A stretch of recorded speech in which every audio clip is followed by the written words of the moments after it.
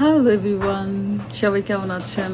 আজকে চলে এলাম আমি একটা মানে কি বলবো, আজেরাই পয়সা নষ্ট করার কাজ করে ফেলছি। সেটা হচ্ছে তেমুতে ঢুকেছি, আমাকে একটা মেসেজ দেয়া হয়েছে যে তুমি হচ্ছে এই 4টা গিফট নিতে পারো কিছু শপিং করে।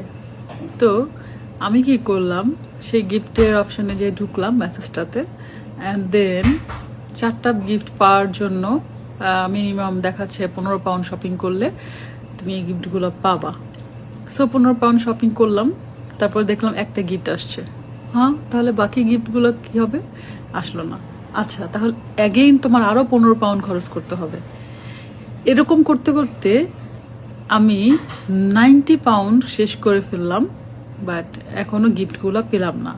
মতো অবস্থায় আবার একটা 12 পাউন্ড 15 পাউন্ডের মতো আবার একটা অপশন দিল যে এই শপিংটা করলেই তুমি তোমার এরপরের গিফটগুলো পাচ্ছ। এভাবে করে করে 4টা গিফট নিতে যে আমার 100 পাউন্ডের মতো খরচ হয়ে গেছে।